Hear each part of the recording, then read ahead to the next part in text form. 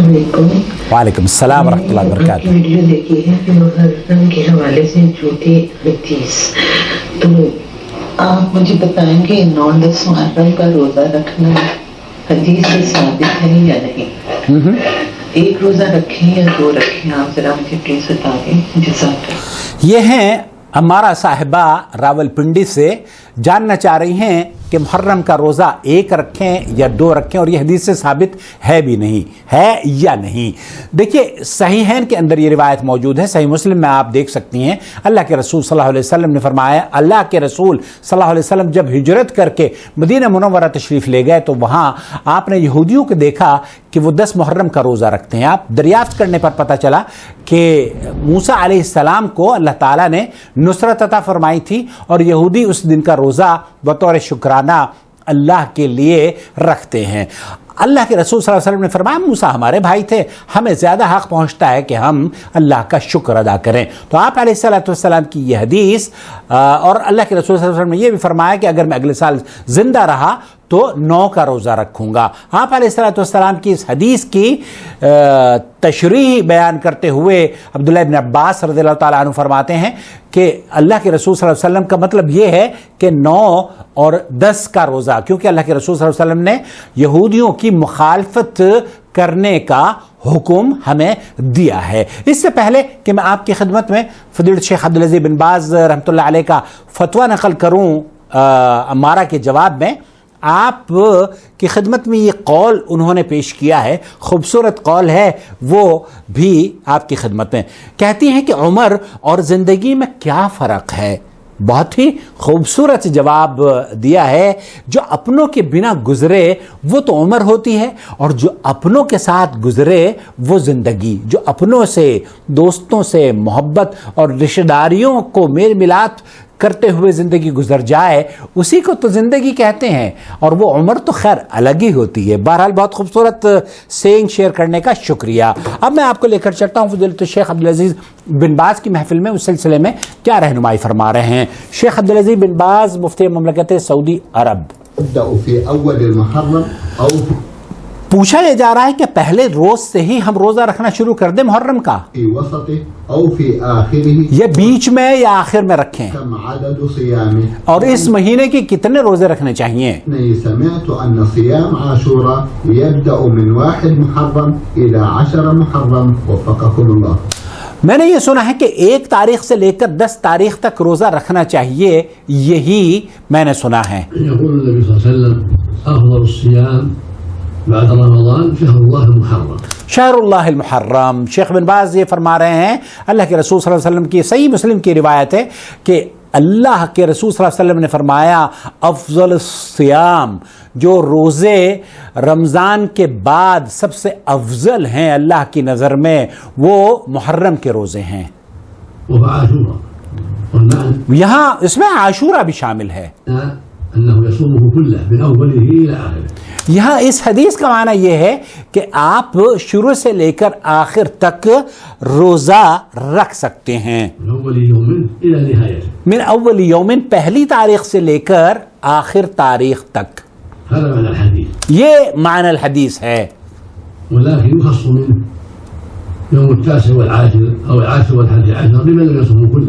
لیکن اگر وہ شخص، کوئی ایسا شخص ہے جو کہ اتنا پورا مہینہ روزہ نہیں رکھنا چاہتا اور نہیں رکھ سکتا، تو وہ 9-10 کا یا 10-11 کا یا عاشورہ کا روزہ رکھ سکتا ہے.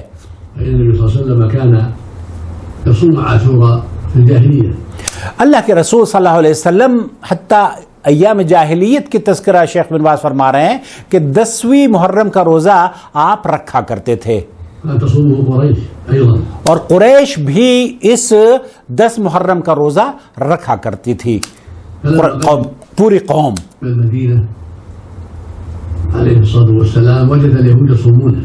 جب آپ علیہ السلام مدینہ منورہ تشریف لے گئے تو یہودیوں کو دیکھا وہاں پر وہ روزہ رکھتے ہیں.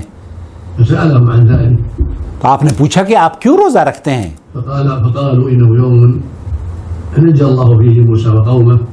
یہاں جو جواب ملا کہ اس دن اللہ کے رسول موسیٰ علیہ السلام کو اللہ رب العالمین نے نصرت عطا فرمائی تھی اور بنی اسرائیل کو اللہ تعالیٰ نے غرق کیا تھا، ہم اس کا شکر ادا کرتے ہیں.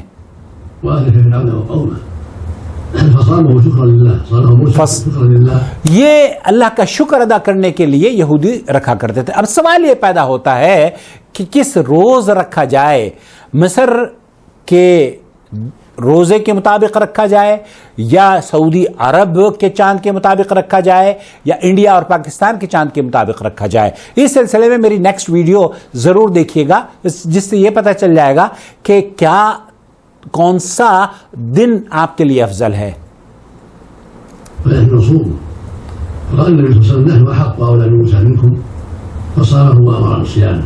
آپ علیہ السلام نے فرمایا کہ موسیٰ میرے بھائی تھے اور ہم پر زیادہ حق ہے موسیٰ علیہ السلام کا، تو آپ علیہ السلام نے روزہ رکھا. تو سنت یہ ہے کہ یوم عاشورہ کا روزہ رکھنا چاہیے، اور سنت یہ بھی ہے کہ ایک دن پہلے آپ روزہ رکھیں 10 تاریخ سے، یا ایک دن بعد آپ اس میں ملا دیں.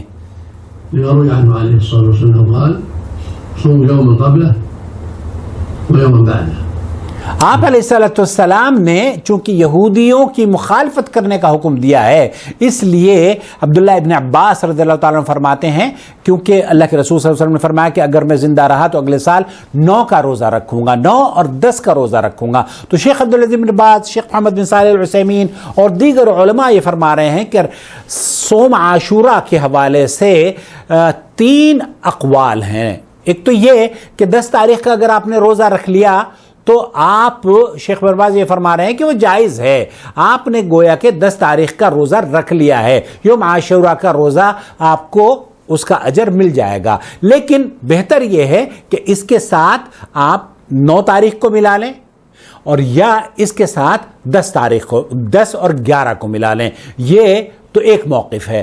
یا جو تیسرا موقف ہے وہ یہ کہ آپ 9، 10، 11 یہ 3 دن کا روزہ رکھیں، اور یہ بڑی فضیلت کی بات ہے. تو خلاصہ کلام یہ ہوا کہ شہر اللہ المحرم کا روزہ رکھنا پہلی تاریخ سے لے کر آخری تاریخ تک، اللہ کے رسول صلی اللہ علیہ وسلم نے فرمایا کہ رمضان کے بعد اللہ کی نظر میں سب سے افضل جو روزہ ہے وہ روزے شہر اللہ الحرام کے ہیں. تو پہلی تاریخ سے لے کر آپ اخیر تک پورے مہینے کا روزہ رکھ سکتے ہیں. اور اگر اس پورے مہینے کا روزہ کوئی نہ رکھنا چاہے تو وہ 9 اور 10 کا روزہ رکھ لے، یہ مسنون عمل ہے. لیکن اگر کوئی کرتا ہے کہ صرف میں 9 اور 10 کا بھی نہیں رکھ سکتا اور وہ 10 تاریخ کا روزہ رکھ لیتا ہے، تو 10 تاریخ کا روزہ رکھنا بھی اس کے لیے شیخ بن باز رحمۃ اللہ علیہ فرمایا، شیخ عثیمین نے بھی فرمایا کہ یہ جائز ہے اور انشاءاللہ تعالیٰ اسے اجر مل جائے گا. تو آپ کے لیے